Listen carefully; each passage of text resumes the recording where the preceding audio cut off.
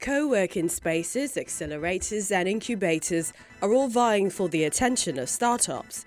Each option offers real advantages for a fledgling business, but it can seem impossible to decide which one is the right choice. But all three offer viable alternatives and have seen a surge in popularity as startups crave the flexibility and opportunities each one offers. While co-working spaces are affordable shared places where small firms, freelancers, startups and even entrepreneurs can rent out with office-like amenities such as hot desks, private meeting rooms, kitchens and more provided, many co-working spaces also offer advice and mentorship to startups through dedicated services, events and networking sessions. Incubators, on the other hand, are for startups in the early phases of setting up. They focus more on mentorship, do not operate on a set schedule, and are usually run by industry-specific companies and groups. They also have a competitive interview process that allows them to determine whether a company is a good fit for their services. Incubators will often assess the performance and progress of their client companies to ensure that they are reaching desired milestones. Accelerator programs operate on a set schedule and offer mentorship to improve your startup's growth. They invest time and resources into their client companies over a short period with cohort graduation in mind. Companies who utilize accelerators are typically technology-based and already somewhat established. The choice between a co-working space, accelerator, and incubator will be very personal to you and your business. It, however, depends on your start's maturity and your future plans. Nkechi, glad to have you on the show. It's my pleasure to be here. So are you happy with the quality of founders that you have found so far here? The startup ecosystem in Abuja is growing. I mean, you can't compare it to Lagos that is more vibrant with more options, but Abuja has seen a growth, especially in the startups that are being funded. We have more developers that are being groomed and bred here in Abuja. And this is evident in the developer communities that are coming up. We have more of them coming up with more members. We've seen them grow, and not just in the number, but also in the quality of the ideas that are coming up. And we see lots of funding going into enabling developers build structures and build businesses. And I think this encouragement has pushed and compelled people to become developers, to learn how to develop. So it's a growing place, and I think we'll see more of that happening.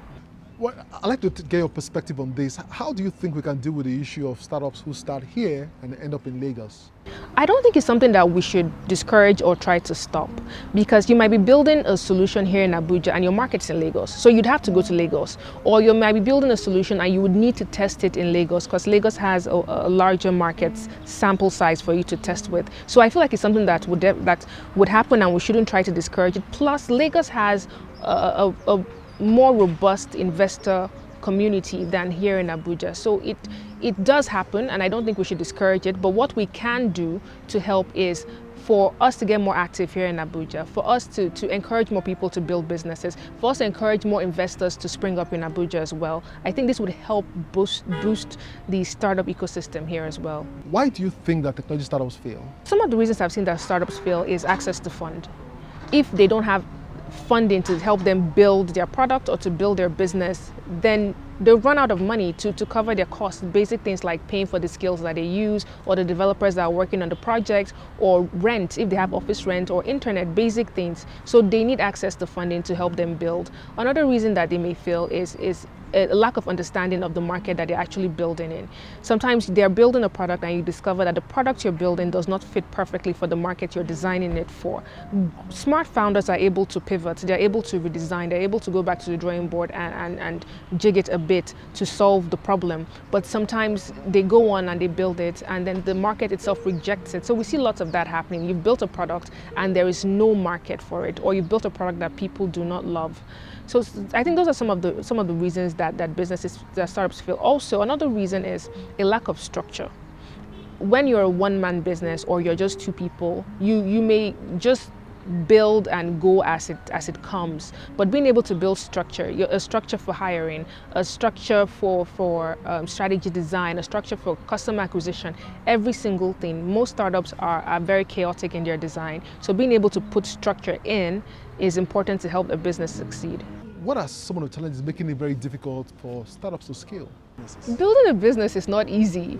You could have $1 million, a product that people are throwing money at you and everything, and the business would still fail. So even if you have everything, another thing to look at is the founder themselves. Are they able to work at it? Are they able to persevere? Are they able to be resourceful? Not just having resources, but are you able to be resourceful to get what your business needs at the right time? So the founder themselves is also very important in building a sustainable startup. You run a co-working space here in Abuja. What has the experience been like? It's been really interesting because Nigerians, we're not so communal in the way that we feel. We like to build in secret. So you're almost afraid that your neighbor will come and steal your idea. One witch in the village will show up. But co-working is about community. It's about a community of openness, being able to collaborate, being able to understand that you need to share your ideas, you need to be able to get feedback, and you need to work together to build it.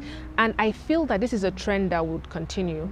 Co-working it has really helped this ecosystem because we have more smart people working together in the same place, helping each other with the resources that they have. So you're building an app that helps people with their logistics, and someone else is a marketing expert, and they can work together to keep building. And I believe it's something that's going to keep happening because the way people are competing is changing. People are no longer competing to destroy each other, but now they are looking for ways to collaborate, to build together.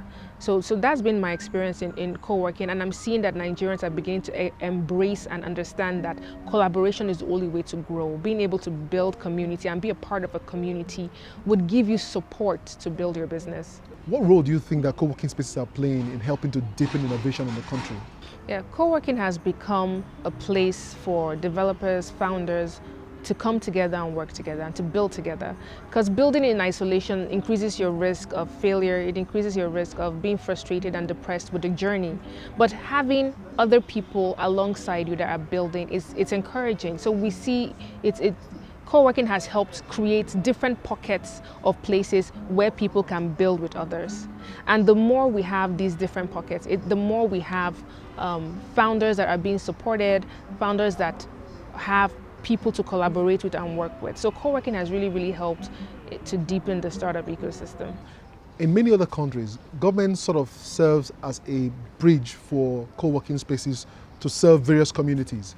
What role do you think the government should be playing in Nigeria? There are so many things that the government can do to encourage co-working spaces to set up, and this is in benefit to the country. It's an understanding that the more co-working spaces that we have, the more entrepreneurs are able to access support to help them build their businesses. So things like tax incentives for people that want to set up co-working spaces, or a creation of some kind of co-working fund to fund to help people that also want to set up co-working spaces. And the government can in themselves also sponsor entrepreneurs with bright ideas to work out of co-working spaces, because that is a cost element that the government can take care of for these businesses. And for companies that want to engage in CSR, encouraging these companies to fund startups to work out of co-working spaces is another way to help co-working spaces be sustainable. Because if the spaces are in themselves sustainable, then they would have better longevity and be able to provide better support. We wish you all the best, and thank you for being on the show today. It's been my pleasure.